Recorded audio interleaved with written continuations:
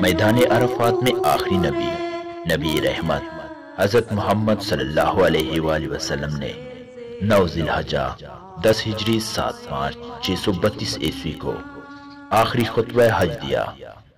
آئیے اس خطبے کے اہم نکات کو دہرا لیں، کیونکہ ہمارے نبی صلی اللہ علیہ وآلہ وسلم نے کہا تھا، میری ان باتوں کو دوسروں تک پہنچائیں۔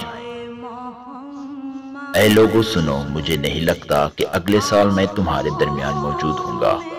میری باتوں کو بہت غور سے سنو اور ان لوگوں تک پہنچاؤ جو یہاں نہیں پہنچ سکے۔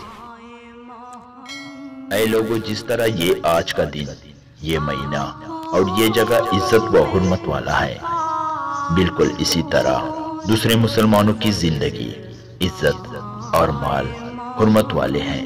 تم اس کو چھیڑ نہیں سکتے۔ لوگوں کے مال اور امانتیں ان کو واپس کرو، کسی کو تنگ نہ کرو، کسی کا نقصان نہ کرو، تاکہ تم بھی محفوظ رہو۔ یاد رکھو، تم نے اللہ سے ملنا ہے اور اللہ تم سے تمہارے اعمال کے بابت سوال کرے گا۔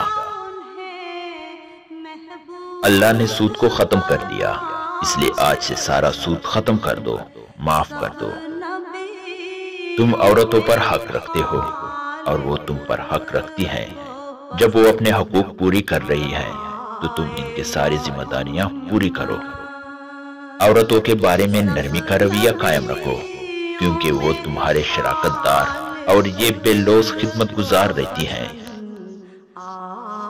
کبھی زنا کے قریب مت جانا۔ اے لوگو، میری بات غور سے سنو، صرف اللہ کی عبادت کرو، 5 فرض نمازیں پوری کرو، رمضان کے روزے رکھو اور زکوٰۃ ادا کرتے رہو۔ اگر استطاعت ہو تو حج کرو۔ ہر مسلمان دوسرے مسلمان کا بھائی ہے۔ تم سب اللہ کے نظر میں برابر ہو، برتری صرف تقوی کی وجہ سے ہے۔ یاد رکھو، تم ایک دن اللہ کے سامنے اپنے اعمال کے جواب دینے کے لیے حاضر ہونا ہے۔ خبردار رہو، میرے بعد گمراہ نہ ہو جانا۔ یاد رکھنا، میرے بعد کوئی نبی نہیں آنے والا، نہ کوئی نیا دین لایا جائے گا۔ میری باتیں اچھی طرح سے سمجھ لو۔ میں تمہارے لیے 2 چیزیں چھوڑ کر جا رہا ہوں، قرآن اور میری سنت۔ اگر تم نے ان کی پیروی کی تو کبھی گمراہ نہیں ہوگے۔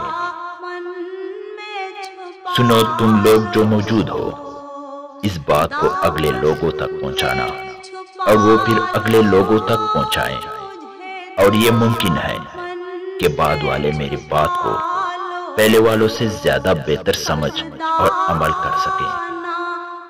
پھر آپ نے آسمان کی طرف چہرہ اٹھایا اور کہا، اے اللہ، گواہ رہنا، میں نے تیرا پیغام تیرے لوگوں تک پہنچا دیا۔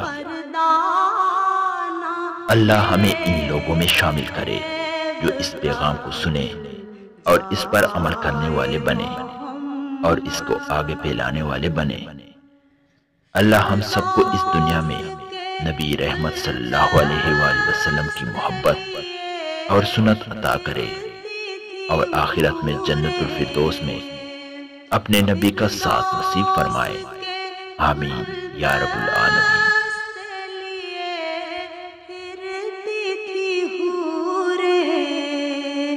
کہتی تھی کہاں دفن ہے شہدائے محمد، کہتی تھی کہاں